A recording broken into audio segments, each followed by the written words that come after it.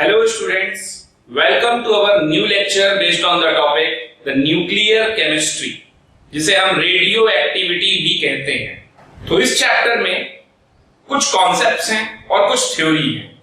तो सबसे पहले हम बात करते हैं रेडियो एक्टिविटी के मेन पॉइंट्स पे। तो आप हेडिंग डाल देंगे main points of radio activity. तो मेन पॉइंट्स क्या है रेडियो एक्टिविटी के, वो हम जान लेते हैं। सबसे पहली चीज तो रेडियो एक्टिविटी होती क्या है। तो किसी सब्सटेंस से without any excitation, without any external source, बिना हीट किए हुए, बिना कोलिजन के अगर स्पॉन्टेनियस डिसइंटीग्रेशन होता है सब्सटेंस का, उससे इनविजिबल रेज निकलती हैं। तो ऐसी प्रॉपर्टी को हम बोलते हैं रेडियो एक्टिविटी। इस प्रॉपर्टी को सबसे पहली बार ऑब्जर्व किया था हेनरी बैक्वेरेल ने। तो पोटेशियम यूरेनिल सल्फेट कंपाउंड से कुछ इनविजिबल पेनिट्रेटिंग रेज निकली थी। इसी चीज को हेनरी बैक्वेरेल ने सबसे पहली बार ऑब्जर्व किया था। लेकिन तब ये नाम रेडियो एक्टिविटी नहीं आया, तब इसको इनविजिबल पेनिट्रेटिंग रेज बोला जाता था। उसके बाद मैडम क्यूरी और उनके हस्बैंड पीरे क्यूरी, उन्होंने भी इस पर रिसर्च किया और उन्होंने इस फिनोमिना का नाम दिया रेडियो एक्टिविटी। इस फिनोमिना में, रेडियो एक्टिविटी में कभी बाहर के जो एक्सटर्नल फैक्टर्स हैं उनका कोई इन्वॉल्वमेंट नहीं है। बाहर के एक्सटर्नल फैक्टर्स का मतलब हो गया जैसे कि टेम्परेचर, प्रेशर, इन सारी चीजों का कोई इन्वॉल्वमेंट नहीं है। यानी टेम्परेचर प्रेशर से बदलने से कुछ भी चेंज नहीं होने वाला है रेडियो एक्टिव सब्सटेंस पे, क्योंकि वहां से स्पॉन्टेनियस एमिशन ऑफ रेडिएशन हो रहा है। इसलिए इन चीजों का कोई फर्क नहीं पड़ता है। इन्होंने एक रेडियो एक्टिव एलिमेंट रेडियम की डिस्कवरी की, और रेडियम जो डिस्कवर हुआ वो एक्चुअल में यूरेनियम का एक ओर था, U3O8। इस ओर से इन्हें रेडियम नाम का एलिमेंट मिला, और ये जो रेडियम एलिमेंट है ये uranium say about near by आप कह सकते हो 3 million times more radio active है। रेडियो एक्टिविटी को, फिनोमिना को मेजर करने के लिए या रेडियो एक्टिविटी को डिटेक्ट करने के लिए हमारे पास आज की डेट में कई सारे एपरेटस हैं।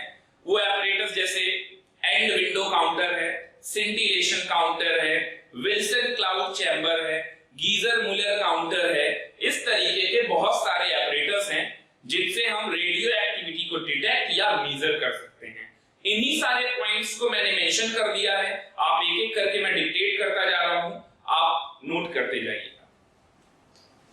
तो पहला पॉइंट है spontaneous disintegration of certain nuclei without any excitation of any external means is called radio activity. मैंने आपको ये पॉइंट पहले ही बताया था कि विदाउट एनी, इस पॉइंट को नोट करने लायक है, without any excitation of external means is called radio activity, is called radio activity. Okay, चलते हैं नेक्स्ट पॉइंट पे। Henry Becquerel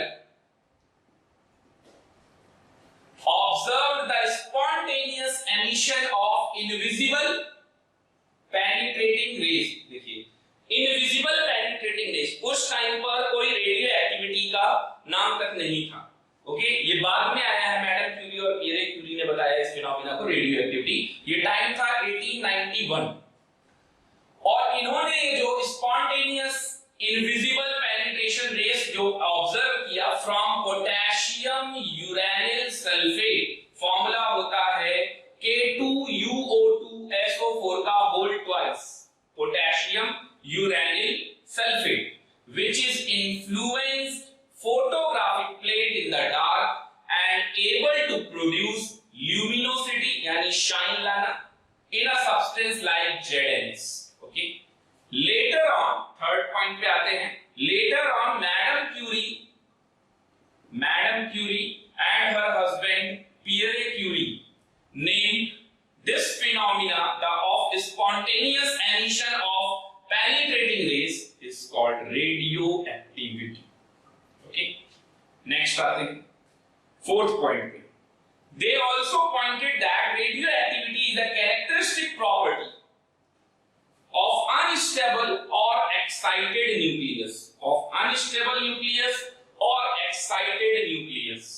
okay, that means इसका मतलब क्या होता है? Nuclear property is independent of all external condition such as pressure, temperature, nature of other atom which is associated with the radioactive substance, but depend upon radio activity का phenomena इस पे depend करता है, depend upon the amount of unstable substance. ये important हो सकता है, आ सकता है, in which of the following radio activity depend upon, तो ये depend upon amount of unstable substance, amount of unstable substance, amount पे डिपेंड करता है। ओके, नेक्स्ट पॉइंट पे आते हैं। Curie discovered an element radium from pitch black is the ore of U3O8, okay, which is about 3 million times more radioactive than uranium. Okay, next आते हैं। Radioactivity can be detected or measured by a number of devices. In devices का नाम मैंने आपको बताया भी, तो यहां पर लिख लेंगे आप। आयनाइजेशन चैम्बर, डिवाइस कौन कौन से हैं?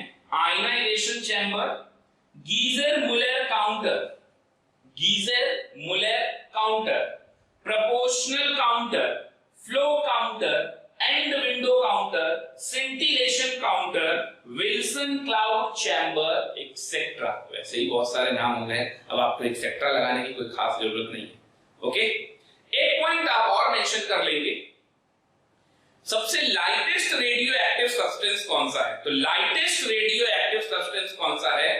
सबसे लाइटेस्ट गैस कौन सी होती है? आप सोचिए, हाइड्रोजन। तो हाइड्रोजन का ही आइसोटोप यानी कि 1H3 tritium is the lightest radio active element और सब्सटेंस। तो आप लिख लेंगे the lightest radio active substance is tritium 1H3। Okay, तो अब नेक्स्ट हेडिंग डालनी है अपने को, नेचर ऑफ रेडियो एक्टिविटी। तो चलते हैं अपने अगले टॉपिक पे, nature of radio active substances. Radio active substances के ऊपर ये डायग्राम मैंने बनाया है, इसको आप नोट कर लेंगे। रेडियो एक्टिव सब्सटेंस को कैरी करने के लिए हमें लेड का ब्लॉक चाहिए होता है, क्योंकि लेड कभी भी रेडियो एक्टिव सब्सटेंस के साथ रिएक्शन में पार्टिसिपेट नहीं करेगा। इस वजह से लेड का ब्लॉक सबसे बेस्ट होगा रेडियो एक्टिव सब्सटेंसेस को स्टोर करने के लिए। ये जो आप डायग्राम देख रहे हैं, ये nature of radio active substances, इस पे काम किया था रदरफोर्ड ने। रदरफोर्ड ने एक्सपेरिमेंट ये किया कि उसने लेड ब्लॉक में एक रेडियो एक्टिव सब्सटेंस रखा और फिर उसके दोनों साइड पे इलेक्ट्रिक और मैग्नेटिक फील्ड लगाई, और इलेक्ट्रिक और मैग्नेटिक फील्ड से पास करने पर उसने ऑब्जर्व किया कि तो कुछ रेस सीधे जा रही हैं जो कि डेविएट नहीं होती है नेगेटिवली चार्ज प्लेट और पॉजिटिवली चार्ज प्लेट एनोड और कैथोड से। ऐसी रेस को नाम दिया गया गामा रेस, और इनकी वेलोसिटी बहुत ज्यादा थी, इनकी velocity equal to the velocity of light थी। अब आप देख सकते हैं कुछ रेस डेविएट हो रही है नेगेटिवली चार्ज प्लेट की तरफ, तो नेगेटिवली चार्ज प्लेट की तरफ वही रे डेविएट हो सकती है जिसमें पॉजिटिवली चार्ज पार्टिकल्स होंगे, तो ऐसी रेस को नाम दिया गया अल्फा रे। इसकी वेलोसिटी गामा से कम होती है, 1/10 of the velocity of light के अप्रोक्सीमेटली, सबसे कम वेलोसिटी इसी की होती है। ये रेडियो एक्टिव सब्सटेंस से 3 टाइप की रेडिएशंस मिलती हैं हमें, alpha ray, beta ray and gamma रे। अल्फा रे, बीटा रे, गामा रे किसे कहते हैं? वो रे जो बिल्कुल स्ट्रेट जा रही है, जो कि इलेक्ट्रिक फील्ड और मैग्नेटिक फील्ड की वजह से कभी भी डेविएट नहीं हो रही है, कहीं पर भी डेविएट नहीं हो रही है, ऐसी रे को हम गामा रे कह रहे हैं। वो रे जो कि नेगेटिवली चार्ज प्लेट की तरफ डेविएट हो रही है, इसका मतलब उसमें पॉजिटिवली चार्ज पार्टिकल्स हैं, और ऐसी रेस को हम बोलते हैं अल्फा रे। और वो रे जो कि पॉजिटिवली चार्ज प्लेट की तरफ डेविएट हो रही है, इसका मतलब उसके अंदर नेगेटिवली चार्ज पार्टिकल्स होंगे, तो उसके अंदर नेगेटिवली चार्ज पार्टिकल्स होंगे, इट मींस कि वो पॉजिटिव चार्ज प्लेट की तरफ डेविएट करेगी, और ऐसी रे को नाम दिया गया बीटा रे। तो 3 टाइप की रेस मिली, alpha ray, beta ray and gamma ray. Okay, आप अल्फा रे के लिए लिख लेंगे the rays which consists of positively charged particle, and verse the rays which consist of positively charged particle and move towards negatively charged plate is called alpha ray. Second, the ray which move towards positively charged plate and consist of negatively charged particle is called beta ray, and the ray which is undeflected going straight is called gamma ray. सबसे ज्यादा velocity किसकी है? Gamma की, उससे कम alpha की, gamma से कम beta और सबसे कम alpha. Alpha 1/10 of the velocity of light, beta 9/10 of the velocity of light and gamma is equal to the velocity of light. Okay, note कर लेंगे यहां तक ये पॉइंट्स भी और साथ में ये डायग्राम भी। और अब हम चलते हैं अपने अगले टॉपिक पे, characteristic properties of alpha, beta and gamma rays. और इनको समझने के लिए टैबुलर फॉर्म में अरेंज कर देते हैं। तो आप ये टेबल बना देंगे इसी तरीके से, properties alpha ray, beta ray and gamma रे, 4 कॉलम बनाएंगे। प्रॉपर्टीज में अपने को कौन कौन सी प्रॉपर्टीज एक्सप्लेन करनी है वो मैंने पहले ही लिख दी है, देखेंगे। Nature and value of charge, पहली प्रॉपर्टी है nature and value of charge. तो देखिए nature and value of charge में क्या है, अल्फा कैसा होगा, अल्फा का नेचर कैसा होगा, पॉजिटिव। अल्फा के अंदर पॉजिटिवली चार्ज पार्टिकल होते हैं, पॉजिटिव। और चार्ज, तो चार्ज होगा इसका double of the charge of proton, double of the charge of proton. Doubly ionised helium होता है ना, इसलिए double of the charge of proton. Beta का नेचर कैसा होगा, तो नेगेटिव होगा।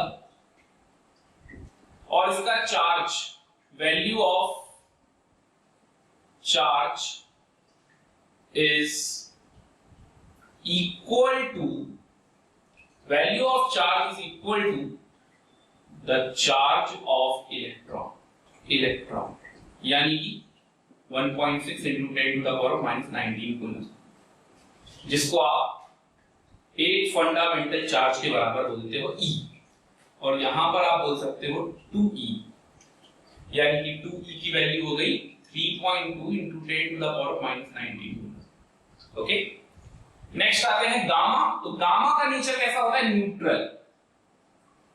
और न्यूट्रल है तो नेचर ऑफ चार्ज का कोई मतलब ही नहीं है। नेचर ऑफ पार्टिकल, तो नेचर ऑफ पार्टिकल की अगर मैं बात करूं तो ये डबली आयनाइज्ड हीलियम होता है, He2+। ओके, बीटा में कौन कौन से पार्टिकल होते हैं, तो ये पहले ही बताया मैंने आपको, इलेक्ट्रॉन के चार्ज के बराबर होता है। तो पार्टिकल कौन से होंगे, इलेक्ट्रॉन या फिर positron, positive electron, positron. Gamma में कोई पार्टिकल नहीं होता, no particle, it gives electromagnetic radiation, EM radiation, क्योंकि ये वेलोसिटी ऑफ लाइट से ट्रैवल करता है। मास, तो इसका अगर मास कहूं तो 4 टाइम्स ऑफ प्रोटॉन, और प्रोटॉन का मास होता है 1 AMU, तो इसका मास हो जाएगा 4 AMU, और 1 AMU की वैल्यू होती है 1.67 into 10 to the power of minus 27 kg। तो इसमें 4 का मल्टीप्लाई कर देंगे तो आपको मिल जाएगा mass of alpha particle. Okay, alpha particle का charge double to the proton और उसका mass 4 times of the mass of proton. चलते हैं नेक्स्ट, बीटा पार्टिकल का मास। तो बीटा में पार्टिकल कौन से हैं, बीटा रेस में इलेक्ट्रॉन, पॉजिट्रॉन, तो इसका मास कितना होगा, तो इसका मास होगा मास ऑफ इलेक्ट्रॉन के बराबर, मास ऑफ इलेक्ट्रॉन जो कि कितना होता है 9.1 into 10 to the power of minus 31 kg। Okay, particle less है, ये तो मास लेस है, पार्टिकल ही नहीं है, मास भी नहीं है, तो मास लेस है। नेक्स्ट, स्पेसिफिक चार्ज यानी Q by M रेशियो। तो Q by M वैल्यू कितनी होगी, चार्ज कितना है इसका 2E, तो 2 into 1.6 into 10 to the power of minus 19 coulomb upon mass, तो मास कितना है 4 into 1.67 into 10 to the power of minus 27। इसको जब आप सॉल्व करोगे तो आंसर आएगा 4.79 into 10 to the power of 7। ये आ जाएगी यूनिट कूलम पर केजी। मास मैंने केजी में लिया और चार्ज कूलम में है। ओके, नेक्स्ट आते हैं इलेक्ट्रॉन के लिए। तो इलेक्ट्रॉन का Q by M तो 1.6 into 10 to the power of minus 19 divided by 9.1 into 10 to the power of minus 31, और ये वैल्यू आ जाएगी आपकी 1.7 into 10 to the power of 11 coulomb per KG. Okay, और यहां पर स्पेसिफिक चार्ज तो कुछ नहीं है, न्यूट्रल। नेक्स्ट आते हैं effect of electric and magnetic field. तो हम लोगों ने एक्सपेरिमेंट में देखा था अल्फा बीटा दोनों डिफ्लेक्ट हुई थी इलेक्ट्रिक और मैग्नेटिक फील्ड से, लेकिन गामा डिफ्लेक्ट नहीं हुई थी। तो लिख लेंगे deflected by electric and magnetic field, यहां पर भी डिफ्लेक्टेड और यहां पर no deflection, no deflection. Penetrating power, penetrate करने की पावर अल्फा की सबसे कम, तो कंपेयर किया जाए तो 100 और 10,000 के आसपास आप बोल सकते हैं। ओके, ये कंपेयर करने का तरीका था। और अगर पेनिट्रेट करने की पावर सबसे कम है अल्फा की, तो इसकी आयनाइजिंग पावर सबसे ज्यादा होगी। तो आयनाइजिंग पावर यानी कि आयन में कन्वर्ट होना, आयनाइज होना, तो आयनाइजिंग पावर जैसी गामा की वैसी यहां आ जाएगी। तो 10,000, 100, 1। बीटा मिड में बना रहता है अल्फा गामा की। वेलोसिटी, तो वेलोसिटी में लिख लेंगे 1/10 ऑफ वेलोसिटी ऑफ लाइट, यानी सबसे कम वेलोसिटी इसी की। सेकेंड आते हैं तो 9/10 of velocity of light, 9/10 of the velocity of light. और यहां गामा पे वेलोसिटी होती है c के बराबर, जो कि 3 × 10⁸ मीटर पर सेकेंड होता है। Okay, mutual interaction with matter, तो मैटर बाहर सराउंडिंग के साथ ये क्या म्यूचुअल इंटरेक्शन है। तो अल्फा और बीटा दोनों से ही क्या प्रोड्यूस होता है, हीट। तो लिख लेंगे प्रोड्यूसेस हीट, इसमें भी लिख लेंगे प्रोड्यूसेस हीट। और गामा, तो वो तो पेनिट्रेशन पावर भी अगर देखा जाए तो उसकी बहुत कम है, और पेनिट्रेटिंग पावर बहुत ज्यादा है, सॉरी पेनिट्रेटिंग पावर बहुत ज्यादा है 10,000 टाइम, और आयनाइज की तो कोई टेंडेंसी नहीं है, पार्टिकल ही नहीं है। तो ये क्या करता है, explain the concept of phenomena of photo electric effect. Okay, तो यहां पे लिखेंगे गिव द फिनोमिना, इसको थोड़ा ऊपर लिख देंगे, वेलोसिटी ऑफ लाइट को 3 × 10⁸ मीटर पर second. Give the phenomena of photo electric effect. Okay, photo electric effect का फिनोमिना गामा रेज से मिलता है। तो यहां तक नोट कर लेंगे। ये था हमारा characteristic properties of alpha, beta and gamma rays. तो चलते हैं अपने अगले टॉपिक की तरफ और हेडिंग डाल देंगे आप rate of radio active decay. Radio active decay और डिके कांस्टेंट के बारे में हमें जान लेना है। तो जितने भी रेडियो एक्टिव सब्सटेंसेस होते हैं वो फर्स्ट ऑर्डर काइनेटिक्स से डिके होते हैं। तो आप पहला पॉइंट तो लिख लेंगे, all radio active substance decay by all radioactive substance decay follows first order kinetics। हम लोगों ने जो फर्स्ट ऑर्डर रिएक्शन का डेरिवेशन किया था केमिकल काइनेटिक्स में, सेम वही हमें यूज करना है, बिल्कुल उसी तरीके से होगा। तो जितने भी रेडियो एक्टिव डीके हैं वो फर्स्ट ऑर्डर काइनेटिक्स को फॉलो करते हैं। और जो rate of radio active decay है, rate of radio active decay is independent of temperature, is independent of temperature, temperature पर डिपेंड नहीं करता। और इसीलिए ऐसे सब्सटेंसेस की कोई भी एक्टिवेशन एनर्जी नहीं होती, यानी कि एक्टिवेशन एनर्जी क्या है, जीरो। टेम्परेचर इंडिपेंडेंट है, so that it's activation energy यानी कि EA कैसा होता है, एक्टिवेशन एनर्जी। चलिए समझते हैं एक्सप्रेशन कैसे आएगा फर्स्ट ऑर्डर काइनेटिक्स वाला। तो फर्स्ट ऑर्डर काइनेटिक्स का ही डेरिवेशन करना है अपने को, तो हम लोग लेट कर लेते हैं। Let us consider a reaction of radioactive decay, जिसमें ए हमारा रेडियो एक्टिव सब्सटेंस है और वो प्रोडक्ट में कन्वर्ट। ओके, ए हमारा radio active substance, time t is equal to 0 पे इसका अमाउंट अब की बार ले लेते हैं n0। तब ये प्रोडक्ट में तो कोई कन्वर्ट हुआ नहीं। Time t is equal to t पे ये n हो गया और ये n डैश हो गया। ये वैसे ही है जैसे हम लोग a और 0 लेते थे, a माइनस x करते थे, यहाँ x बनता था, बिल्कुल उसी तरीके से चल रहा है। अब आप सोचिए केमिकल काइनेटिक्स में आप रेट लॉ एक्सप्रेशन से क्या लिखते थे? तो आप लिखते थे rate is directly proportional to active mass of A, ऐसे लिखते थे। यहां पर भी यही है। और rate minus D active mass of A by dt is equal to k active mass of A, ऐसा लिखते थे। बस यहां पर क्या करने वाले हैं हम लोग, वही a का एक्टिव मास कितना हो गया n, तो हम यहां पे लिखने वाले हैं minus dn by dt, minus dn by dt is equal to k की जगह पर क्या लिख देंगे, डीके कांस्टेंट, और डीके कांस्टेंट रेडियो एक्टिविटी में चलता है लैम्डा।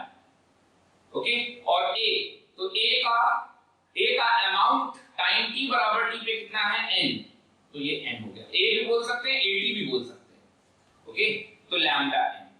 तो यहां पर एक्सप्रेशन इस तरीके से चलेगा। तो ये क्या है, रेट ऑफ डीके, और जो किसके प्रोपोर्शनल होता है, n के। तो rate of decay is directly proportional to amount of the substance. मैंने लिखवाया भी था आपको, अमाउंट ऑफ सब्सटेंस पे decay, rate of decay depend करता है। ओके, और ये लैम्डा क्या है, डीके कांस्टेंट, लैम्डा को बोलेंगे डीके कांस्टेंट। चलिए आगे आते हैं। तो इसको फिर से इंटीग्रेट कर लेते हैं। तो n वाले एक तरफ minus dn upon n is equal to lambda dt। अब आप इसको इंटीग्रेट कर, ओके, तो टाइम t बराबर 0 पे इसका अमाउंट कितना था, n0, time t equal to t पे इसका अमाउंट कितना आ गया, n। तो माइनस dn बाई dt, तो dx अपॉन x का x ln x हो जाएगा। तो वैसे ही चलेगा यहां पर भी। चलिए देखिए, सारी प्रॉपर्टी बिल्कुल उसी तरीके से, ln n ये हो जाएगा n से n0 is equal to lambda t minus g। Okay, lambda t, बल्कि यहां पर भी लिमिट लगा देते हैं 0 से लेकर t तक। ये मैंने नेगेटिव साइन चेंज कर दिया है, तो ये हो जाएगा ln n0 by n is equal to lambda t। Okay, तो यहां से n इज इक्वल टू बन जाएगा n0 e की पावर माइनस लैम्डा t। ऐसा एक्सप्रेशन वहां पर भी आता था, c is equal to c0 e की पावर माइनस kt, kt बराबर a0 e की पावर, ये भी आप लिख सकते हैं, at is equal to a0 e की पावर माइनस लैम्डा t। वहां kt आता था, यहां लैम्डा आ गया, यहां लैम्डा को हम डीके कांस्टेंट बोल रहे हैं। ओके, तो एक तो ये आ गया एक्सपोनेंशियल के फॉर्म में, और दूसरा हम इसको सॉल्व भी कर सकते थे लॉग का बेस स्टैंडर्ड लगा के। तो वो कैसे सॉल्व कर सकते थे, आप इसको इक्वेशन नंबर 1 मान लेंगे, इसी तरीके से इस वाले को इक्वेशन नंबर 2 मान लेंगे, इसको इक्वेशन नंबर 3 और ये 4। ओके, तो इक्वेशन नंबर 2 को देखेंगे, बाय इक्वेशन 2, तो ln n0 by n is equal to lambda t। तो lambda is equal to 1 upon t ln ln n0 by n। इसका बेस अगर आप स्टैंडर्ड करेंगे तो स्टैंडर्ड बेस में किस तरीके से दिखेगा आपको, lambda is equal to 2.303 upon t log n0 by n। Okay, तो ये फॉर्मूला आ गया अपना डीके कांस्टेंट का। ये भी इंपॉर्टेंट फॉर्मूला है, ध्यान रखना है आपको। ये जितने भी फॉर्मूले में लिखा हूं सभी इंपॉर्टेंट है। ओके, तो ये हो गया हमारा इक्वेशन नंबर 5। कर लीजिए यहां तक तो पहले। अब यहां पर जो वेरिएबल्स हैं उन वेरिएबल्स को भी बता देते हैं। तो लैम्डा क्या है हमारा, डीके कांस्टेंट, या आप बोल सकते हो disintegration constant. Okay, lambda. Rate of decay, तो रेट ऑफ डीके मैंने क्या बताया आपको, माइनस dN/dt। यहां नेगेटिव साइन का क्या मतलब है, नेगेटिव साइन का मतलब है अमाउंट टाइम के साथ साथ क्या हो रहा है, डिक्रीज हो रहा है। तो कुछ ना कुछ तो अमाउंट डिके होता ही जाएगा, तो इसलिए नेगेटिव साइन लिखा है अमाउंट डिक्रीज होने की वजह से। ओके, और कोई वेरिएबल रह गया, लैम्डा भी हो गया, एन भी हो गया। एन क्या है, remaining amount of the radio active substance at time t। N क्या है, remaining amount of radio active substance a at time t equal to t, इसको n बोलते हैं। और n नॉट क्या है, हालांकि मैंने लिख ही दिया है ये सब, initial amount of radio active substance a at time t बराबर 0। ओके, चलिए यहां तक तो नोट कर लिया हम लोगों ने। अब हमें क्या करना है, यहां से हम इसकी हाफ लाइफ को भी डिस्कस करेंगे, जैसे हमने फर्स्ट ऑर्डर काइनेटिक्स में किया था। तो हाफ लाइफ को भी डिस्कस कर लेते हैं। अच्छा, लैम्डा के बारे में कुछ बातें आप जान लीजिए।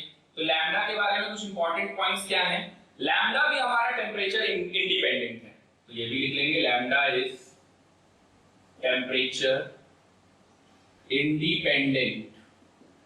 लैम्डा कैसा होता है, टेम्परेचर इंडिपेंडेंट होता है। दूसरी चीज, लैम्डा हमेशा लेस देन 1 होता है। Lambda temperature independent less than 1 होता है। ओके, डीके कांस्टेंट है। डिसइंटीग्रेशन, इसकी यूनिट क्या होगी, तो यूनिट ऑफ लैम्डा। तो यूनिट ऑफ के क्या होता था फर्स्ट ऑर्डर रिएक्शन में, टाइम इनवर्स। तो वैसे ही लैम्डा की भी यूनिट क्या हो जाएगी, टाइम इनवर्स। ओके, चलिए नेक्स्ट आते हैं हाफ लाइफ पे। हाफ लाइफ, तो टी हाफ के बारे में मुझे जानना है, हाफ लाइफ के बारे में। तो एक्सप्रेशन जो आपका है उसी में आप क्या करेंगे, n की जगह n नॉट बाई 2 लगा देंगे, t की जगह t हाफ लगा देंगे। तो lambda is equal to 2.303 upon t log n naught by n at t is equal to t half, n is equal to हो जाएगा n नॉट बाई 2।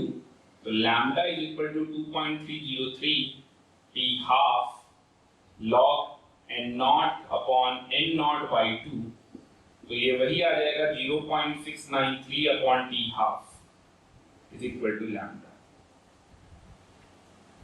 ओके, बिल्कुल फर्स्ट ऑर्डर वाला ही सब एक्सप्रेशन आएगा, बस k की जगह आपको लैम्डा लगाना है। ओके, तो lambda is equal to 0.693 upon t half, ये एक्सप्रेशन आ गया आपका। तो यहां से आप कह सकते हो हाफ लाइफ पीरियड, जैसे आप फर्स्ट ऑर्डर रिएक्शन में बोलते थे हाफ लाइफ पीरियड क्या होता है, कंसंट्रेशन पे डिपेंड नहीं करता, तो आप भी बोल दोगे हाफ लाइफ पीरियड जो है अमाउंट पे डिपेंड नहीं करता।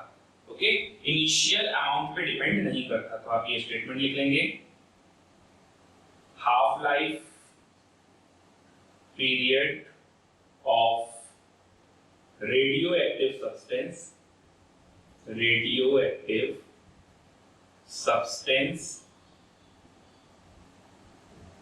is independent of initial amount, and not पे डिपेंड नहीं करता। ओके, और यहां पर रेट किसके ऊपर डिपेंड करता है, रेट डिपेंड करता है अमाउंट के ऊपर, यानी कि रेडियो एक्टिव सब्सटेंस के अमाउंट पे रेट डिपेंड करता है। ओके, तो ये था हमारा हाफ लाइफ। और अब अपने को देखना है एवरेज लाइफ। तो हाफ लाइफ के बाद नेक्स्ट हेडिंग डाल देंगे एवरेज। तो नेक्स्ट हेडिंग डाल देंगे एवरेज लाइफ, और यहां पर एवरेज लाइफ को टाउ से रिप्रेजेंट करते हैं, या फिर आप टी एवरेज लिख लीजिए। ओके, अब ये एवरेज लाइफ क्या होती, तो एवरेज लाइफ का टर्म आया ही क्यों है, एक्चुअल में किसी भी रेडियो एक्टिव सब्सटेंस का डिके का टोटल टाइम पीरियड क्या होगा, तो वो इन्फिनिटी होगा। यानी टोटल डिके टाइम एक मीनिंगलेस बात है, कोई मतलब ही नहीं है। तो इसलिए एवरेज लाइफ का कंसेप्ट आया है। अब ये एवरेज लाइफ का कंसेप्ट का मतलब क्या है, तो हमारा टी एवरेज क्या हो जाएगा, sum of lives of nuclei और अपॉन में number of total number of nuclei. तो total time period of a decay of nuclei explain करना बिल्कुल बेकार है, यानी मीनिंगलेस है वो, क्योंकि वो इनफाइनाइट टाइम होता है। इसलिए हम एवरेज लाइफ का कॉन्सेप्ट लाएं, और एवरेज लाइफ एक तरीके से क्या है, तो एक रेशियो है किसका, sum of the lives of the nuclei, जितने भी रेडियो एक्टिव न्यूक्लियाइज हैं उन सब की लाइफ्स का sum of the lives of the nuclei upon total number of nuclei. Okay, उसको बोलते हैं टी एवरेज या फिर टाउ।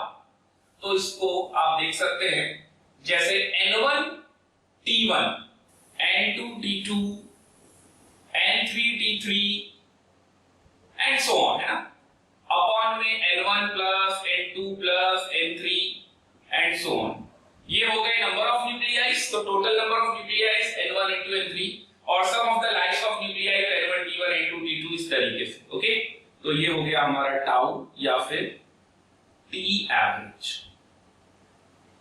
एक बात और इंपॉर्टेंट है, हम टाउ को या टी एवरेज को 1 बाय लैम्डा से भी रिप्रेजेंट कर सकते हैं। ये डीके कांस्टेंट का रेसिप्रोकल होता है, it is the reciprocal of DK constant. और अगर रेसिप्रोकल है डीके कांस्टेंट का, तो 1 बाय लैम्डा अगर हम लिख रहे हैं, और लैम्डा इज इक्वल टू क्या लिखते हैं, लैम्डा इज इक्वल टू लिखते हैं 0.693 अपॉन टी हाफ। तो 0.693 अपॉन टी हाफ, तो वो ऊपर आ जाएगा T half, T half. Okay, इसको अगर आप सॉल्व करेंगे तो ये 1 by lambda is equal to आ जाएगा 1.44 इंटू टी हाफ, जिसको हम टाउ या फिर टी एवरेज बोल सकते हैं। ओके, ये भी एक इंपॉर्टेंट रिलेशन है, याद रखिए। ओके, तो आप ये स्टेटमेंट लिख भी लीजिए, it is the reciprocal of decay constant, it is the reciprocal of decay constant. तो इसे हम बोलते हैं एवरेज लाइफ। ओके, नेक्स्ट चलते हैं अगले पॉइंट पे। अगला पॉइंट है एक्टिविटी। ए से रिप्रेजेंट करेंगे एक्टिविटी को। अब ये एक्टिविटी क्या होती है, तो रेट ऑफ डिसइंटीग्रेशन को ही हम एक्टिविटी कहते हैं। तो हमारे पास रेट ऑफ डिसइंटीग्रेशन यानी कि -dn बाई dt, जो कि प्रोपोर्शनल किसके था, n के, अमाउंट ऑफ रेडियोएक्टिव सब्सटेंस। तो यही हमारा क्या है, एक्टिविटी, इसी को हम एक्टिविटी बोलते हैं। Okay, the rate of the amount of radioactive substance decay per second. तो -dn by dt is equal to lambda n होता है, और इसी को मैं एक्टिविटी का a बोल रहा हूं, तो a is equal to क्या हो जाएगा, lambda n।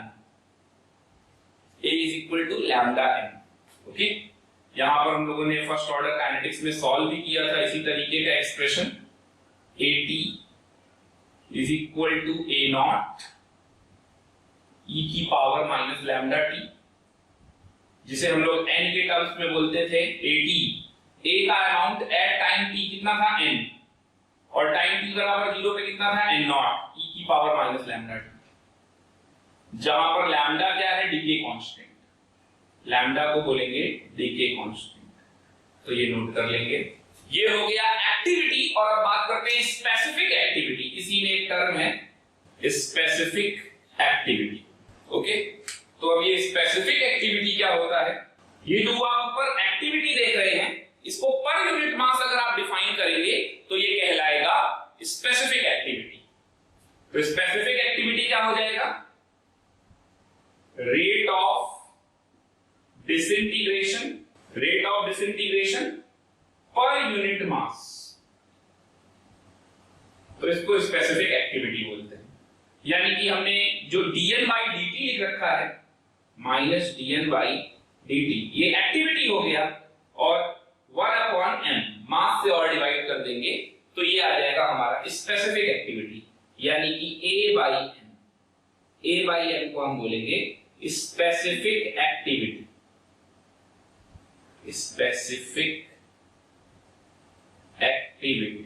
ओके, यहां तक नोट कर लिया। इस वाले टर्म में आप dn by dt by m को बता ही दिया, और आप इसकी dn बाई dt की जगह लैम्डा n भी लगा सकते हैं, तो आप ये भी नोट कर लीजिएगा, lambda n upon m। Specific activity A by M। चलते हैं अपने अगले टॉपिक पे। तो हमारा अगला टॉपिक है units of radio activity. Units of radio activity, तो देखिए एसआई यूनिट क्या है? SI unit of radio activity lambda को ही बताया जाएगा। तो SI unit of radio activity क्या होता है? डिसइंटीग्रेशन पर सेकेंड। डिसइंटीग्रेशन पर सेकेंड, शॉर्ट में हम लोग बोलते हैं डीपीएस। ओके, डीपीएस का मतलब दिल्ली पब्लिक स्कूल नहीं है, तो ये डिसइंटीग्रेशन पर सेकेंड है। स्मॉल डी भी यूज कर सकते हैं, डीपीएस। ओके, और 1 बैक्वायरल बीक्यू के बराबर होता है। तो ये बीक्यू का क्या मतलब है? बीक्यू का मतलब है बैक्वायरल, हेनरी बैक्वायरल से आया है, उसी के नाम पे बनी है यूनिट बैक्वायरल। ओके, अब प्रैक्टिकल यूनिट्स क्या हैं? क्यूरी और रदरफोर्ड। तो ये भी डीपीएस के टर्म में एक्सप्लेन किए जाते हैं। तो 1 रदरफोर्ड, साइंटिस्टों ने अपने ही नाम पर यहां यूनिट बना रखी है। 1 रदरफोर्ड होता है 10 to the power 6 DPS. 1 curie, तो 1 क्यूरी होता है 3.7 into 10 to the power of 10 DPS. तो ये हैं कुछ units of radio activity, note कर लेंगे इसको। और अब न्यूमेरिकल सॉल्व करने के लिए अपने को सीखना है ट्विंस फॉर्मूला, तो ये भी लिख लेंगे। ट्विंस फॉर्मूला ये क्या होता है? ये जस्ट फॉर न्यूमेरिकल है, इसके लिए भी आपको ध्यान रखना है। तो जो टोटल टाइम है उसमें और हाफ लाइफ पीरियड और टोटल टाइम पीरियड में रिलेशन है, जो नंबर ऑफ हाफ लाइफ के टर्म में कंप्लीट होता है। तो total time period is equal to n into T half, जहां पर n क्या है? Number of half life. T half तो आपको बता ही दिया पहले से ही, हाफ लाइफ, और t है total number of total time period. जैसे कोई radio active disintegration particular T time तक चला, उसका हाफ लाइफ अगर पता है तो हम उसमें निकाल सकते हैं कितने नंबर ऑफ हाफ लाइफ में ये प्रोसेस कंप्लीट हो रहा होगा। ओके, तो एक तो फॉर्मूला ये हो गया t is equal to n into T half, और दूसरा फॉर्मूला है n is equal to n naught half की पावर n। ये n आता कहां से? यहां से आएगा। ये जो आपका रिमेनिंग अमाउंट है n और ये जो इनिशियल अमाउंट है n नॉट, उनके बीच में क्या रिलेशन होता है? 1/2 की पावर n। यहां से आप n निकालेंगे, ये n यहां लगाएंगे अगर आप, तो आपको t हाफ देगा तो t पता चल जाएगा, t पता होगा तो t हाफ आ जाएगा। तो आप n और n नॉट भी लिख लीजिएगा, तो n नॉट हो जाएगा इनिशियल अमाउंट और n हो जाएगा remaining amount of a substance. Okay, note कर लेंगे यहां तक। अब जितना भी आपने फर्स्ट ऑर्डर काइनेटिक्स पढ़ा था वो सारे कॉन्सेप्ट्स तो लगने ही है रेडियो एक्टिविटी में, क्योंकि रेडियो एक्टिविटी भी फर्स्ट ऑर्डर काइनेटिक्स को फॉलो करती है। केमिकल काइनेटिक्स में हम लोगों ने पैरेलल रिएक्शन भी पढ़ा था, पैरेलल रिएक्शन का भी कांसेप्ट यहीं पर लगता है। तो जरा पैरेलल रिएक्शन का कांसेप्ट भी देख लेते हैं हम लोग। हेडिंग डाल देंगे पैरेलल रिएक्शन। जैसे हम लोगों ने पैरेलल रिएक्शन में क्या देखा था? ए कोई रिएक्टेंट था, केमिकल काइनेटिक्स में सब बता चुका हूं मैं आपको। ए से बी बना और सी बना, तो ए से एक साथ बी और सी बन रहा है। तो हम लोग केमिकल काइनेटिक्स में यहां पर केवल K2 लिखते थे। तो आपको देखिए दो चीजें याद रखनी है, दो चीजें ध्यान रखनी है। पहला कि आपको K is replaced by lambda. Okay, जहां जहां K आ रहा है एक्सप्रेशन में वहां पर आपको लैम्डा लगा देना है। और दूसरा, concentration is replaced by amount. Concentration को अमाउंट से रिप्लेस कर दीजिए, मोल्स। ओके, तो यहां पर A से बना B और C, यहां पर हम K1 K2 की जगह लैम्डा 1 लैम्डा 2 ले लें। ओके, तो एक्सप्रेशन कैसे लिखते थे? एक्सप्रेशन एक तो था हमारा A naught is equal to, कैसे लिखते थे? AT plus BT plus CT। आपको मैंने कॉफिशिएंट लगा लगा कर भी बताया था, अगर यहाँ N1 और यहाँ N2 होगा तो BT by N1 BCT by N2 इस तरीके से आ जाएगा। तो एक एक्सप्रेशन तो अपना यही हो गया काइनेटिक्स वाला। चलते हैं दूसरे एक्सप्रेशन की तरफ। दूसरा एक्सप्रेशन क्या था? Active mass of B upon active mass of C, यानी B का अमाउंट और C का अमाउंट। अब यहाँ एक्टिव मास नहीं बोलना चाहिए, बल्कि मुझे B और C का रेशियो बोलना चाहिए। ओके, तो आप स्मॉल ब्रैकेट भी लगा सकते हो। तो यहाँ पर क्योंकि मैं कंसंट्रेशन को अमाउंट से रिप्लेस कर रहा हूँ, तो B बाई C का रेशियो क्या हो जाएगा? वो लैम्डा 1 अपॉन लैम्डा 2 हो जाएगा। केमिकल काइनेटिक्स में ये पूरा प्रूफ भी किया था। चलिए आगे समझ लेते हैं। परसेंटेज ऑफ B और परसेंटेज ऑफ C निकालने का तरीका। तो परसेंटेज ऑफ B कैसे निकलेगा? Lambda 1 upon lambda 1 plus lambda 2 into 100, क्योंकि B वाला के डीके कांस्टेंट क्या है? लैम्डा 1। और इसी तरीके से C वाले के लिए निकालते हैं। तो परसेंटेज ऑफ C कैसे आएगा? तो वो आ जाएगा lambda 2 upon lambda 1 plus lambda 2 into 100। Okay, तो ये हो गया percentage of B and C, AT BT CT। अच्छा, अब एक्सप्रेशन अगर आपको लिखना है तो dB बाई dt, अगर आपको लिखना है dB बाई dt, तो dB बाई dt क्या हो जाएगा? वो होता था पहले K1 AT, तो यहाँ हो जाएगा लैम्डा 1 AT। इसी तरीके से dC बाई dt क्या लिखेंगे आप? तो dC बाई dt लिखने के लिए आपको लिखना पड़ेगा lambda 2 AT, lambda 2 AT। Okay, और अगर आपको dA बाई dt लिखना होगा तो आप क्या लिखेंगे? dA by dt is equal to, ये आ जाएगा lambda 1 AT plus lambda 2 AT। ओके, जिसको आप लिख सकते हैं lambda 1 plus lambda 2 times of AT। तो अगर आपको याद हो इसका एक्सप्रेशन, जब हम आगे इसको सॉल्व करते थे, तो ये K1 प्लस K2 की जगह यहाँ पर लैम्डा 1 प्लस लैम्डा 2 बन जाता है। ओके, और यहाँ पर भी आप वो रिलेशन यूज कर सकते हैं। वो रिलेशन कौन सा, मैं बता दे रहा हूं आपको। रिलेशन था लैम्डा 1 प्लस लैम्डा 2 की जगह पर आप लैम्डा डैश बोलेंगे ना, lambda dash is equal to lambda 1 plus lambda 2। और लैम्डा की जगह पर आप क्या बोल सकते हैं? 0.693 अपॉन T हाफ।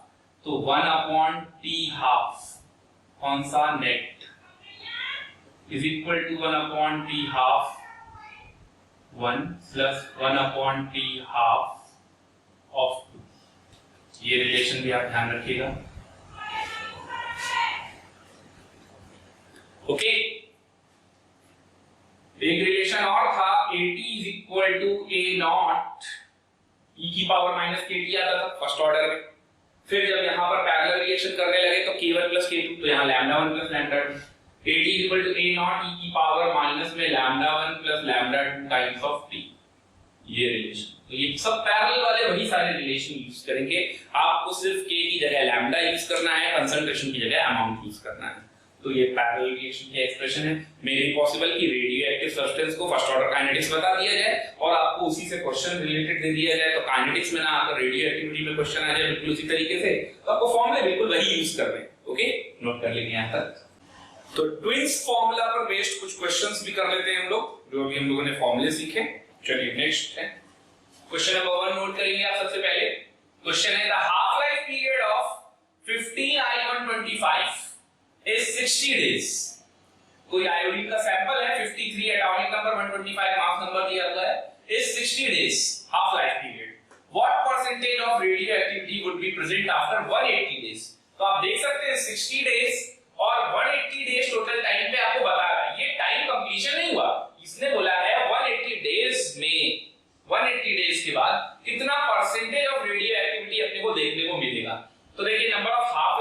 60 में देखेंगे तो 3 हो जाएंगे। तो चलिए सॉल्व करते हैं इस क्वेश्चन को। सॉल्यूशन क्या है इसका, t is equal to n into T half, मैंने आपको बोला था ये लगाना है। तो 180 टोटल टाइम दे रहा है, n number of half life निकालेंगे और t हाफ 60 है तो n की वैल्यू यहां से आ गई 3। Okay, number of half life कितना बन गया 3। अब अपना अमाउंट जो रिमेन होगा वो कितना होगा, n नॉट हाफ की पावर n। अब परसेंटेज में पूछ रहा है तो n नॉट को मैं 100 मान लूं तो हाफ की पावर 3, तो यानी ये 100/8 हो गया, तो ये कितना हो गया 12.5%। 12.5%, ये हो गया हमारा रिमेनिंग अमाउंट और यही रेडियो एक्टिविटी प्रेजेंट होगी आफ्टर 180 डेज। ओके, तो आंसर हमारा हो गया 12.5%। अगले क्वेश्चन पे चलते हैं। नेक्स्ट क्वेश्चन है व्हाट मास ऑफ C14, ये उससे भी ज्यादा अच्छा क्वेश्चन है। What mass of C14 isotope will have an activity equal to 1 curie. What mass of carbon 14 isotope will have an activity equal to 1 curie? T half of C14 is 5730 years। तो देखिए question में आपको given क्या क्या है। Question में आपको T half given है 5730 years। ओके, C14 आइसोटोप की जो एक्टिविटी A है यानी कि माइनस का dN/dt जो कि लैम्डा n के बराबर होता है, वो गिवन है 1 क्यूरी। और 1 क्यूरी कितना होता है 3.7 into 10 to the power of 10 dps। Okay, तो अब यहां से आप सोचो कि आपको क्या चाहिए। आपको पूछा गया what mass of an C14 isotope, n चाहिए, a दिया हुआ है, लैम्डा कहीं से मिल जाए तो lambda is equal to 0.693 upon T half लगा सकते हैं कि नहीं। ओके, और ये डिसइंटीग्रेशन पर सेकंड में है तो ये इयर्स को भी सेकंड में कन्वर्ट कर लेंगे, तो 0.693 upon T half 5730 into 365 1 year में। ओके, तो ये डेज में कन्वर्ट हो गया, इसके बाद 24, इसके बाद 60 और 60, तो ये आ गया सेकंड्स। ये लैम्डा हो गया। अब हम जैसा कि देख रहे हैं a is equal to lambda n होता है, लैम्डा अपने पास है, n अपने को पता करना है, a भी पता है, तो 3.7 into 10 to the power of 10 is equal to a is equal to lambda 0.693 upon t half 5730 into 365 into 24 into 3600। Okay, lambda n। यहां से हम क्या निकाल लेंगे n, तो हमारा n क्या आएगा उसको कैलकुलेट कर लेंगे। तो n आएगा, आंसर मैं आपको बता दे रहा हूं 9.65 into 10 to the power of 21। ये नंबर ऑफ एटम्स आ गए। ओके, ये n मोल नहीं होता, ये ध्यान रखिएगा। n क्या है हमारा एटम, अमाउंट बोला था ना, अमाउंट का मतलब मोल से नहीं एटम से। तो नंबर ऑफ एटम्स हमारे पास आ गए और मुझे C14 आइसोटोप का मास चाहिए। तो सोचिए आपके पास एटम है तो 9.65 into 10 to the power of 21 में Na से डिवाइड कर दीजिए, तो ये क्या आ जाएंगे मोल, और जब मोल आ जाए तो 14 से मल्टीप्लाई कर दीजिएगा उसके मोलर मास से, तो मास आ जाएगा। इसका मतलब मेरे को करना है 9.65 into 10 to the power of 21 upon 6.023 into 10 to the power of 23 into 14। It will give 0.2244 gram of the substance। तो ये हमारा आंसर। ओके, तो इस तरीके से क्वेश्चन सॉल्व करने हैं।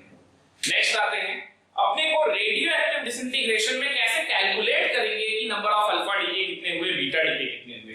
तो हेडिंग डाल देंगे how to calculate number of alpha beta decay. Alpha beta decay calculate करना, कैसे कैलकुलेट करते हैं। एक्चुअल में सोडी और फजान का लॉ है। तो सोडी फजान लॉ क्या है, जब भी किसी सब्सटेंस से एक अल्फा पार्टिकल डीके होता है, जैसे कि मैं एक सब्सटेंस के ले लेता हूं और के का एटॉमिक नंबर है x और मास नंबर है y। अब सपोज यहां से अगर अल्फा डीके होता है, एक अल्फा पार्टिकल उसके एटॉमिक नंबर में K से मान लीजिए L बन गया, तो उसके एटॉमिक नंबर में 2 यूनिट का डिक्रीमेंट होगा और उसके मास नंबर में 4 यूनिट का डिक्रीमेंट होगा। ये होता है alpha decay. During alpha decay atomic number is decrease by 2 unit and mass number is decrease by 4 unit. ये लिख लीजिएगा। अब इसी तरीके से मान लीजिए मुझे एक बीटा डीके दिखाना है, तो सपोज मुझे बीटा डीके दिखाना है, तो जैसे मैंने A से B बना रहा हूं एक बीटा डीके, और अभी मैं X और Y ले लेता हूं एटॉमिक नंबर और मास नंबर, तो ड्यूरिंग बीटा डीके क्या होगा, एटॉमिक नंबर में 1 यूनिट का इंक्रीमेंट आ जाता है, जबकि मास नंबर में कोई फर्क नहीं पड़ता, mass number as it is रहता है। ओके, तो ये दोनों पॉइंट्स इंपॉर्टेंट हैं अल्फा और बीटा डीके के, ये दोनों नोट कर लेंगे। ओके, आपसे क्वेश्चन भी पूछा जा सकता है, क्वेश्चन किस टाइप का पूछा जा सकता है, जैसे K से बना L और L से बना M, और इसमें एक अल्फा डीके कराया और यहाँ बीटा डीके कराया, और इसका एटॉमिक नंबर X था तो मास नंबर Y था। तो जरा सोचिए क्या हो रहा होगा, K X Y, अगर एक अल्फा डीके करा देंगे तो क्या हो जाएगा, L में X-2 हो जाएगा एटॉमिक नंबर और यहाँ मास नंबर Y-4। ओके, अब जब यहाँ पर हम बीटा डीके कराएंगे तो बीटा डीके कराएंगे तो क्या होगा, यहाँ पर M बन जाएगा, और M बन जाएगा तो यहाँ पर X-1 हो जाएगा, और फिर यहाँ पर Y-4 हो जाएगा। मास नंबर पे कोई फर्क नहीं पड़ता। अच्छा, मान लीजिए एक बीटा और डीके कराते हैं।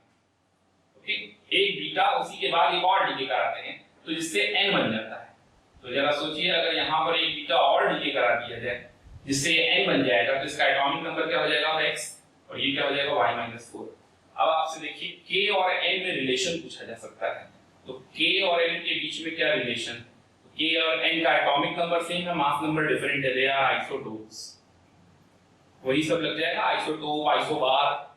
ओके, आपसे पूछा जा सकता है M और N में रिलेशन, तो देखिए इनका मास नंबर सेम है लेकिन एटॉमिक नंबर डिफरेंट है, तो इनको M और N को क्या बोलेंगे आप, आइसोबार। तो इस तरीके के क्वेश्चन भी आ सकते हैं। खैर, अपने को कैलकुलेट करना है number of alpha decay and number of beta decay, तो मैं आपको क्वेश्चन में ही सिखाऊंगा अल्फा डीके और beta DK during the transition कैसे कैलकुलेट करते हैं। ये तो तब है जब मेरे को पता है पहले एक अल्फा डीके हुआ, बाद में बीटा डीके हुआ, फिर ऐसा हुआ। अगर सोचिए मुझे x से कोई y बना के दे दे और मुझसे कहे कि x से y कितने अल्फा और कितने बीटा डीके में हुआ, तब मैं कैसे कैलकुलेट करूंगा, तो उसके लिए एक न्यूमेरिकल लिखेंगे। तो क्वेश्चन लिखेंगे, thorium 90 atomic number, mass number 234, disintegrate to give Pb lead 82-206 as a final product. Calculate the number of alpha and beta decay during the process. अब देखिए इस क्वेश्चन में क्या है, थोरियम से डायरेक्ट लेड में कन्वर्ट हो रहा है, कितने अल्फा और कितने बीटा डीके हुए ये अपने को सोचना है। और अभी जो मैं सिखा रहा था आपको step wise alpha beta DK करके बता रहा था, अभी आपको खुद निकालना पड़ेगा कि इसमें कितने अल्फा और कितने बीटा डीके हुए। तो इसको सॉल्व करेंगे, तो थोरियम 90-234, इससे अल्फा और बीटा डीके हुए, कितने हुए पता नहीं, जिससे बन गया 82 PB 206। अब इसमें नंबर ऑफ अल्फा डीके और नंबर ऑफ बीटा डीके कैसे आएंगे, तो देखिए कॉन्सेप्ट क्या है, नंबर ऑफ अल्फा डीके अगर आपको निकालना है तो उसके लिए क्या करना पड़ेगा, उसके लिए आपको difference of mass number, atomic mass यानी मास नंबर, और वो डिवाइडेड बाय 4 करना, ये अल्फा निकालने का तरीका होता है। जैसे कि 234 माइनस 206 डिवाइडेड बाय 4, तो 234 माइनस 206 ये कितना आ जाएगा, 28/4, ये आ गया 7। तो नंबर ऑफ अल्फा कितना हो गया, number of alpha decay 7। Okay, अब आते हैं बीटा डीके पे। तो बीटा डीके कैसे निकालते हैं, number of beta decay, number of beta decay के लिए आपको क्या करना होगा, 2 into number of alpha minus difference of atomic number, ये बीटा डीके निकालने का तरीका है। तो अभी आपके अल्फा कितने आए थे, 7, तो 2 इंटू 7 माइनस एटॉमिक नंबर का डिफरेंस, तो देखिए एटॉमिक नंबर का डिफरेंस कितना आ रहा है, 90 माइनस 82, तो आप समझ ही सकते हैं 8 का डिफरेंस आ रहा है, तो ये 14 माइनस 8 कितना आ गया, 6। ओके, तो नंबर ऑफ बीटा कितना आ गया, नंबर ऑफ बीटा डीके आ गए 6, तो 7 अल्फा और 6 बीटा, ये हो गया अपना आंसर। तो इस तरीके से alpha and beta decay calculate करते हैं। ओके, नोट कर लेंगे। तो चलते हैं अपने अगले टॉपिक पे, रेडियो एक्टिव डिसइंटीग्रेशन सीरीज। तो अब ये देखिए क्या है, रेडियो एक्टिव डिसइंटीग्रेशन सीरीज पर बेस्ड एक छोटा सा न्यूमेरिकल आपसे पूछा जा सकता है, और वो कॉन्सेप्ट क्या होगा तो वही सीखना है अपने को। एक्चुअल में radio active disintegration series 4 types की होती है, 4 टाइप की डिसइंटीग्रेशन सीरीज होती है। कौन कौन सी, तो ये चारों सीरीज नोट कर लेंगे। थोरियम सीरीज, नेपच्यूनियम सीरीज, आपको थोड़ा बहुत हिस्ट्री के बारे में मालूम है नहीं, नेपोलियन के बारे में जानते हैं, केमिस्ट्री के साथ साथ थोड़ा बहुत वो भी जानना चाहिए, है ना। नेपोलियन कहां से आया था मालूम है आपको? आपको लग रहा होगा कि सर को क्या हो गया, केमिस्ट्री पढ़ाते पढ़ाते हिस्ट्री पे चले गए, नेपोलियन के बारे में पूछ रहे हैं, वो भी साइंस वालों से। तो आपको याद रखना, क्या याद रखना, नेपोलियन कहां से आया था? तो नेपोलियन यूनान से आया था, है ना। ये आपको ये कहानी क्यों सुना रहा हूं मैं, नेपोलियन कहां से आया था, क्योंकि ये शॉर्टकट है, इसको लर्न रखने हैं। ओके, देखिए आपको याद क्या रखना है, थोरियम, नेपच्यूनियम, यूरेनियम और एक्टिनियम 4 सीरीज होती है। ओके, और इसको कैसे याद रखेंगे, था नेपोलियन, तो था का मतलब हो गया थोरियम, नेपोलियन का मतलब नेपच्यूनियम, यूनान से आया तो यूनान का मतलब हो गया यूरेनियम, और आया का समझ लेंगे एक्टिनियम। था नेपोलियन, यूनान से आया, तो ये आपको सीरियल वाइज याद रहेगा, thorium series, neptunium series, okay, uranium series और एक्टिनियम सीरीज। थोरियम सीरीज को बोलते हैं, थोरियम सीरीज को बोलते हैं 4n सीरीज, नेपच्यूनियम सीरीज को बोलते हैं 4n+1 सीरीज, यूरेनियम सीरीज को बोलते हैं 4n+2 सीरीज, और एक्टिनियम को बोलते हैं 4n+3 सीरीज। तो ये 4 टाइप की सीरीज हैं। अब ये 4n+1, 4n+2, 4n+3 क्या होता है, देखिए आपको क्या करना है, कॉन्सेप्ट क्या है सीरीज पहचानने का। एक्चुअल में कई सारे एलिमेंट्स जो रेडियो एक्टिव एलिमेंट्स हैं उनका, और जो आर्टिफिशियली तैयार किए जा रहे हैं उनका भी, वो हर एलिमेंट कोई ना कोई रेडियो एक्टिव डिसइंटीग्रेशन सीरीज को फॉलो करता है। तो अपने से यही पूछा जाएगा कि ये किस सीरीज को फॉलो करता है, तो अपने को रटना नहीं, अपने को क्या करना है, कॉन्सेप्ट क्या है, आपको जो भी एलिमेंट दिख जाए उसका मास नंबर ले लो और डिवाइड कर दो 4 से, mass number divided by 4। Okay, अब मास नंबर डिवाइडेड बाय 4 करेंगे तो अगर आया reminder 0, if reminder is 0, if reminder is 0 तो ये क्या बिलोंग करेगा, 4n सीरीज। समझ आया आपको? अगर आपका रिमाइंडर 1 आ जाए तो ये 4n+1 सीरीज को बिलोंग करेगा। अगर आपका रिमाइंडर 2 आ गया तो ये 4n+2 सीरीज को बिलोंग करेगा।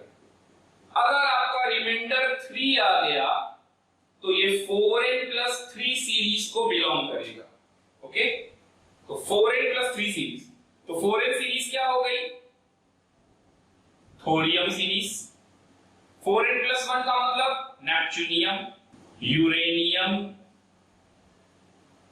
और एक्टिनियम। अब ये मत पूछना कि रिमाइंडर 4 आ जाए तो क्या करेंगे, है ना, इतना भेजा तो लगा ही लेना। ओके, तो आपको क्वेश्चन जो भी मिलेगा उसको क्या करना है, 4 से डिवाइड कर देना है। जैसे एग्जांपल में ले लेते हैं, अभी अपन ने 82 Pb206 देखा था, तो ये 206 को मेरे को 4 से डिवाइड कर देना।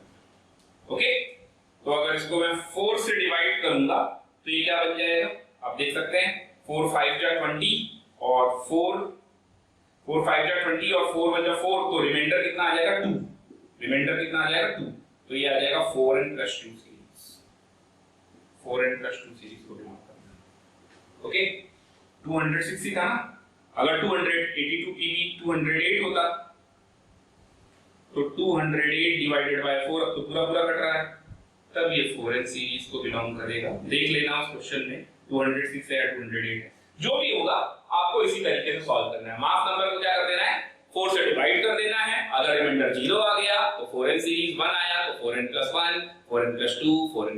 तो चलते हैं अपने अगले टॉपिक पे, N/P रेशियो यानी neutron to proton ratio stability band. Heading डाल देंगे neutron to proton N/P ratio stability band. Important theory है रिगार्डिंग न्यूक्लियर स्टेबिलिटी। तो देखेंगे मैंने y एक्सिस में न्यूट्रॉन्स को बनाया है और x एक्सिस में मैं प्रोटॉन बता रहा हूं, तो ये N/P रेशियो अपने को कैलकुलेट करना है। यहां पर आप देख सकते हैं एक कर्व में लाइन जा रही है जिसको हम बैंड ऑफ स्टेबिलिटी बोल रहे हैं, और एक डॉटेड लाइन जो सीधे जा रही है, यहां पर N/P रेशियो 1:1 है, यानी ये स्टेबल है। जिनका भी N/P रेशियो 1:1 होता है वो बहुत ही ज्यादा स्टेबल होते हैं। तो कुछ पॉइंट्स हैं वो मैं आपको बताना चाह रहा हूं। एटम whose N/P रेशियो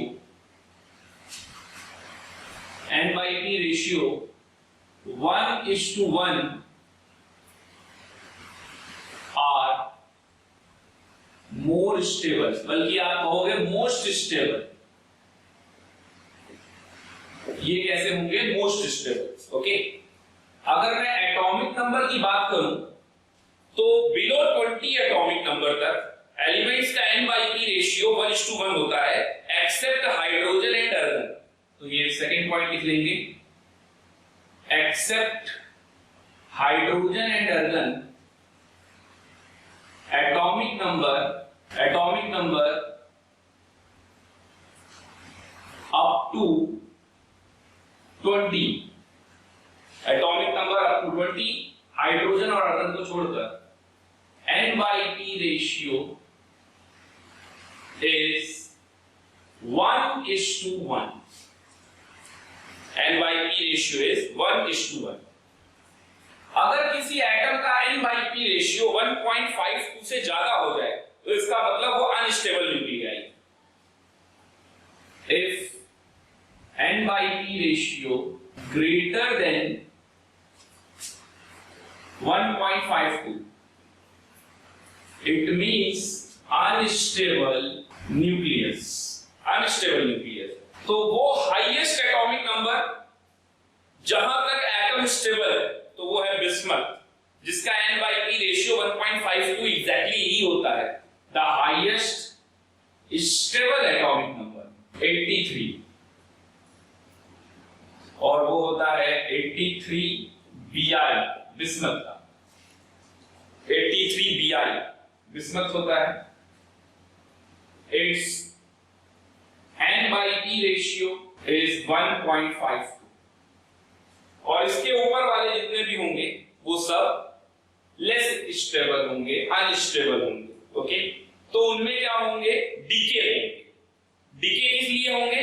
ताकि वो स्टेबिलिटी बैंड को टच कर जाएं। तो अब जितने भी ऐसे न्यूक्लियाई हैं जिनका N/P रेशियो हाई है, तो अबव द स्टेबिलिटी बैंड, ये स्टेबिलिटी बैंड दिख रहा है ना आपको, अबव द स्टेबिलिटी बैंड जिनका N/P रेशियो हाई होगा वो अपना N/P रेशियो क्या करेंगे? कम करेंगे वाया बीटा डीके, और जिनका N/P रेशियो छोटा होगा वो अपने N/P रेशियो को बढ़ाएंगे to gain the stability band.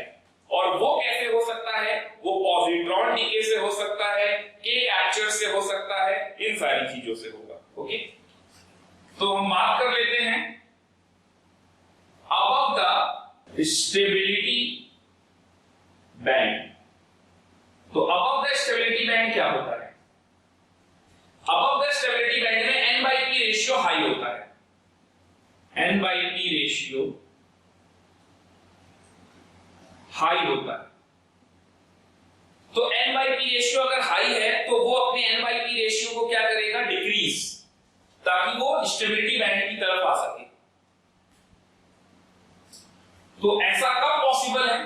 जब उसमें न्यूट्रॉन इसमें कन्वर्ट हो जाए प्रोटॉन में, यानी neutron is converted into proton. तो न्यूट्रॉन का सिंबल होता है 0 and 1 और प्रोटॉन का होता है 1H1। न्यूट्रॉन से प्रोटॉन कन्वर्ट होता है। अब ये न्यूक्लियर रिएक्शन बैलेंस करने के लिए आपको क्या लगाना पड़ेगा? तो देखिए यहाँ 0 है, एटॉमिक नंबर को एटॉमिक नंबर से बैलेंस करते हैं और मास नंबर को मास नंबर से। तो इधर लेफ्ट में 0, यहाँ राइट में 1 है, तो यहाँ आएगा -1।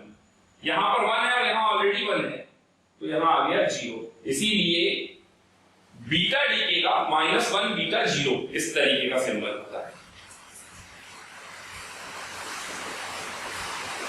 symbol of beta decay. This is the symbol of beta decay. Okay, ये बात समझ में आ गई आपको? तो above the stability band अगर आप जाएंगे तो बीटा डीके होगा, बीटा डीके अगर। अब बात करते हैं बिलो द स्टेबिलिटी बैंड, तो पहले आप यहां पर नोट कर लेंगे। तो अब चलते हैं below the stability band. Above the stability band में क्या होगा, तो मैंने आपको बताया अबव द स्टेबिलिटी बैंड में बीटा डीके होगा। तो उसमें बीटा डीके कैसे होता है, तो उसमें neutron is converted into proton. यही रीजन था कि जब बीटा डीके होता है तो हम एटॉमिक नंबर में 1 यूनिट का इंक्रीमेंट करा देते हैं, क्योंकि न्यूट्रॉन किसमें कन्वर्ट हो रहा होता है, प्रोटॉन में, और -1 बीटा 0 उसका सिंबल हो जाता है। तो अब चलते हैं हम लोग बिलो द स्टेबिलिटी बैंड। तो बिलो द स्टेबिलिटी बैंड का मतलब क्या हो गया कि यहां पर n/p रेशियो लो होगा। तो n/p रेशियो अगर लो है तो उसको हमें बढ़ाना है, और बढ़ेगा कैसे, जब प्रोटॉन न्यूट्रॉन में कन्वर्ट हो। तो यहां पर proton is converted into neutron. तो अगर प्रोटॉन न्यूट्रॉन में कन्वर्ट हो जाएगा तो ऑलरेडी n/p रेशियो क्या होगा, बढ़ने लगेगा, और वो स्टेबिलिटी बैंड को टच करने लगेगा। ओके, तो चलिए देखिए कैसे पॉसिबल है। तो इसमें पॉसिबल होने का पहला तरीका है पॉजिट्रॉन डीके। पॉजिट्रॉन डीके, अब ये पॉजिट्रॉन डीके क्या होता है, पॉजिट्रॉन का मतलब पॉजिटिव इलेक्ट्रॉन। तो पॉजिट्रॉन डीके में होगा क्या, इसमें भी वही चीज है कि प्रोटॉन किसमें कन्वर्ट होगा, तो प्रोटॉन न्यूट्रॉन में कन्वर्ट होगा। और प्रोटॉन न्यूट्रॉन में कैसे कन्वर्ट होगा, तो 1h1 is converted into 0n1। अब यहां पर देखिए, यहां पर सिंबल क्या होगा, तो एटॉमिक नंबर में 1 है और यहां पर 0 है, तो यहां आ जाएगा +1 बीटा 0। इसको बोलते हैं पॉजिट्रॉन डीके। अब देखिए एटॉमिक नंबर और मास नंबर बैलेंस है, तो ये मेन कांसेप्ट्स हैं। बाकी रिएक्शन तो आप बैलेंस कर ही लोगे, अब एटॉमिक नंबर को एटॉमिक नंबर से, मास नंबर को मास नंबर से।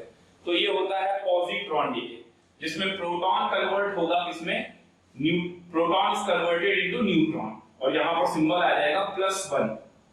Okay, +1 beta decay. इसी तरीके से एक और है हमारे पास, सेकंड पार्ट पे आते हैं, के इलेक्ट्रॉन कैप्चर। के इलेक्ट्रॉन, अब ये के इलेक्ट्रॉन कैप्चर क्या होता है, एक्चुअल में हम एक इलेक्ट्रॉन को कैप्चर करते हैं सबसे पहले पहली शेल से, फर्स्ट शेल से इलेक्ट्रॉन को कैप्चर करते हैं और उसको कन्वर्ट कराते हैं हम प्रोटॉन को न्यूट्रॉन में, तो उसको न्यूट्रॉन में कन्वर्ट कराते हैं। तो ये कैसे होता है देखेंगे, proton is converted into neutron, और वो प्रोटॉन न्यूट्रॉन में कैसे कन्वर्ट होगा, सबसे पहले काम क्या करना है अपने को, electron is captured from first shell of atom. First shell of atom से क्या करते हैं, इलेक्ट्रॉन कैप्चर करते हैं, and then converted into neutron by suitable combination. तो वो कैसे होगा, चलिए देखते हैं। प्रोटॉन को न्यूट्रॉन में कन्वर्ट करना है, तो प्रोटॉन P और -1 E0 इलेक्ट्रॉन कैप्चर करेंगे, जिससे हम न्यूट्रॉन में कन्वर्ट करेंगे। जैसे कि ये 1h1 प्लस -1 E0, तो ये 0n1 में जाएगा। चलिए देखिए 1 और -1 से क्या हो जाएगा, 0 हो जाएगा, और यहां पर भी टोटल 1 है और यहां पर भी 1 है। ओके, तो इस तरीके से इलेक्ट्रॉन कैप्चर किया और प्रोटॉन के साथ मिलके क्या बन रहा है, वो न्यूट्रॉन में कन्वर्ट हो रहा है। जैसे एलिमेंट है X, एग्जांपल ले लेते हैं। X नाम का एलिमेंट है जिसका एटॉमिक नंबर Z है और इसका मास नंबर A है। अगर हम इसमें K कैप्चर करते हैं तो -1 E0 की वजह से ये क्या होगा, इसका जो एलिमेंट, जो नया डॉटर न्यूक्लियाइड फॉर्म होगा, इसको Y मान लेते हैं, तो ये Z-1 हो जाएगा और मास नंबर में ये रहेगा। तो जब भी K कैप्चर होता है, atomic number decrease by 1 unit and mass number में कोई चेंज नहीं होता है। ओके, अल्फा डीके में बताया था आपको 2 यूनिट का डिक्रीमेंट होता है एटॉमिक नंबर में, मास नंबर में 4 यूनिट का डिक्रीमेंट होता है। बीटा डीके में क्या होता है, बीटा डीके में एटॉमिक नंबर में 1 यूनिट का इंक्रीमेंट होता है। यहाँ पर आप देख सकते हैं एटॉमिक नंबर का 1 यूनिट का डिक्रीमेंट, एटॉमिक नंबर में 1 यूनिट का डिक्रीमेंट हो रहा है।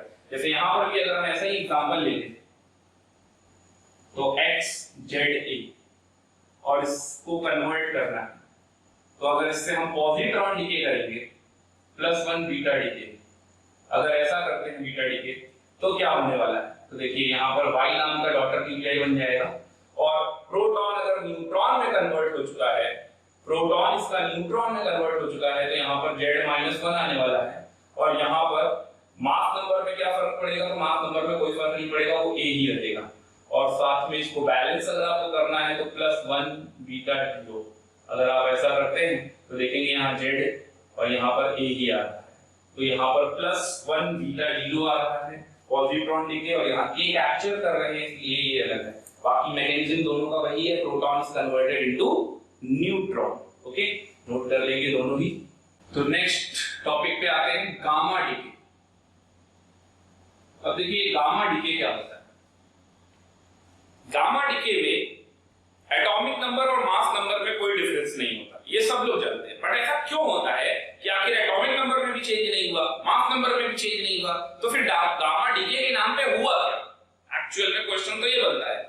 तो देखिए एक्चुअल में जब आप किसी एटम से, जब आप किसी न्यूक्लियस से, न्यूक्लियाई से अगर आप अल्फा और बीटा डीके करेंगे तो अल्फा बीटा डीके करने के बाद वो डॉटर न्यूक्लियाई बनेगा, लेकिन अब वो डॉटर न्यूक्लियाई अपनी ग्राउंड स्टेट में नहीं आ गया होगा, अभी वो डॉटर न्यूक्लियाई अपनी एक्साइटेड स्टेट में होगा। अब आपको उस डॉटर न्यूक्लियाई को एक्साइटेड स्टेट से ग्राउंड स्टेट में लेके आना है और इस काम के लिए आपको इलेक्ट्रोमैग्नेटिक रेडिएशंस की जरूरत पड़ेगी और वो काम करता है गामा डीके।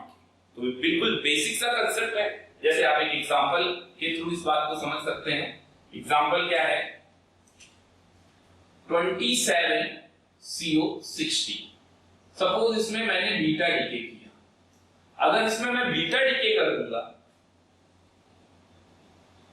तो यहां पर क्या होगा? एटॉमिक नंबर 1 इंक्रीज हो जाएगा तो 28Ni60 हो जाएगा, लेकिन ये एक्साइटेड स्टेट में होगा और मुझे ये निकिल को एक्साइटेड स्टेट से कहां लेकर जाना है? ग्राउंड स्टेट लेके जाना है, यानी 28Ni60 ग्राउंड स्टेट पे लेके जाना है, ग्राउंड स्टेट पे लेके जाना है। तो यहां पर होता है गामा डीके और इसके लिए मुझे ईएम रेडिएशन की जरूरत पड़ेगी। तो ईएम रेडिएशन के थ्रू क्या होगा? ये एक्साइटेड स्टेट से ग्राउंड स्टेट पे जाएगा। इसी वजह से ना ही एटॉमिक नंबर में कोई चेंज होता है और ना ही मास नंबर में कोई चेंज होता है, लेकिन गामा डीके का काम कितना है? वो excited state of a nuclei को ground state of the same nuclei में आप कन्वर्ट करता है। तो ये अपने कंप्लीट हो गए alpha decay, beta decay, gamma decay और पॉजिट्रॉन डीके और के कैप्चर। इन्हीं पर बेस्ड ज्यादातर क्वेश्चन बनते हैं, या फिर मैंने आपको रेडियो एक्टिव डिसइंटीग्रेशन सीरीज बताया था, थोरियम सीरीज, नेप्ट्यूनियम सीरीज, यूरेनियम और एक्टिनियम सीरीज वाला, उस पर बन जाता है। Number of alpha beta DK पे भी क्वेश्चन बन जाते हैं। एक टॉपिक छोटा सा और देख लेते हैं हम लोग, बाइंडिंग एनर्जी। तो चलते हैं अगले टॉपिक पे, बाइंडिंग एनर्जी। अब ये बाइंडिंग एनर्जी क्या होता है? किसी न्यूक्लियस को मुझे उसके कंपोनेंट में डिवाइड करना है, किसी एटम को मुझे उसके कंपोनेंट में डिवाइड करना है, प्रोटॉन न्यूट्रॉन में। इसके लिए मुझे जितनी अमाउंट ऑफ एनर्जी की रिक्वायरमेंट होगी उसी को हम कहते हैं बाइंडिंग एनर्जी। और ये बाइंडिंग एनर्जी कैलकुलेट कैसे करते हैं? तो देखेंगे, binding energy of nucleus, binding energy of nucleus is equal to delta mc square, यानी फॉर्मूला हो गया Be is equal to delta m into c square. अब यहां पर डेल्टा m क्या है? तो डेल्टा m को हम बोलते हैं mass defect, mass defect. Okay, ये मास डिफेक्ट कैसे कैलकुलेट करते हैं? तो मास डिफेक्ट को देख लेते हैं कैसे कैलकुलेट करना है। मास डिफेक्ट ये होगा मास of proton plus mass of neutron minus mass number, atomic mass, mass of nucleus भी बोल सकते हैं आप, mass of nucleus, mass of nucleus या एटॉमिक मास या मास नंबर। ओके, तो ये फॉर्मूला हो गया हमारा डेल्टा एम निकालने का। If delta M is equal to 1 AMU, then binding energy is equal to 931 mega electron volt या मिलियन इलेक्ट्रॉन वोल्ट। मेगा का मतलब 10 टू द पावर 6 से है। ओके, तो अगर डेल्टा एम 1 AMU होगा तो बाइंडिंग एनर्जी कितना आ जाएगा? बाइंडिंग एनर्जी को और अच्छे तरीके से अगर मैं बताऊं तो यहां मुझे लिखना चाहिए Z, किसी एटम में जिसका एटॉमिक नंबर Z है एटम का, तो उसमें एटम में Z प्रोटॉन होंगे। ओके, तो Z प्रोटॉन होंगे तो उसके लिए मुझे क्या करना चाहिए? Z into mass of proton plus, अगर उसमें Z ही न्यूट्रॉन है तो उसमें लिख दूंगा Z into mass of neutron minus mass number. Okay, mass of nucleus. तो ये बन जाएगा बाइंडिंग एनर्जी का फॉर्मूला। बट इसमें थोड़ा सा टेक्निकल मिस्टेक है, तो ये इतना सही फॉर्मूला नहीं होगा। इससे भी ज्यादा बेटर क्या हो सकता था कि मैं binding energy is equal to लिखता Z इनटू MH, H ध्यान से देखिए, plus Z into MN minus mass number. अगर मैं ऐसा लिखता तो इसमें क्या सही आ गया, और ये MH क्या है? तो देखिए, जो बाइंडिंग एनर्जी आप निकाल रहे हैं तो एग्जैक्ट निकालने के लिए एटम के अंदर प्रोटॉन और न्यूट्रॉन तो न्यूक्लियस में होंगे, लेकिन एटम के अंदर इलेक्ट्रॉन भी है। तो आपने इलेक्ट्रॉन का भी कुछ ना कुछ मास होगा, हालांकि वो बहुत कम होगा। एक इलेक्ट्रॉन का मास 9.1 × 10 टू द पावर -31 kg होता है, तो वो बहुत कम तो होगा, लेकिन कुछ तो होगा। तो उसको आप बैलेंस नहीं कर रहे हैं। यहां पर MH का मतलब है mass of Z proton, Z into MH का पूरे का मतलब mass of Z proton plus mass of Z electron, mass of Z proton plus mass of Z electron. अब क्या होगा, ये जो Z इलेक्ट्रॉन आपने ले लिया तो एटम के अंदर जो Z इलेक्ट्रॉन होंगे वो इसको कैंसिल आउट कर लेंगे। ओके, तो आप एग्जैक्ट में बाइंडिंग एनर्जी क्वांटिटेटिवली बता सकेंगे। तो यहां पर मुझे MH यूज करना चाहिए, ना कि MP यूज करना चाहिए। ओके, ये स्टेटमेंट आप नोट कर लीजिएगा। तो ये हो गया बाइंडिंग एनर्जी। अब बात करते हैं बाइंडिंग एनर्जी पर न्यूक्लियॉन। तो बाइंडिंग एनर्जी पर न्यूक्लियॉन क्या होता है? वो होता है binding energy upon number of nucleons. अब ये नंबर ऑफ न्यूक्लियॉन्स क्या होते हैं? नंबर ऑफ न्यूक्लियॉन ये होते हैं sum of number of proton plus neutron. Proton plus neutron का सम यही कहलाता है न्यूक्लियॉन। तो binding energy per nucleon, and binding energy per nucleon gives quantitatively result for the nuclear stability. ये last point आप और नोट कर लीजिएगा। Binding energy per nucleon gives quantitatively result for nuclear stability. Okay, और इसी के साथ हमारा ये चैप्टर न्यूक्लियर केमिस्ट्री फिनिश होता है। आज के लिए इतना ही। Okay, thank you.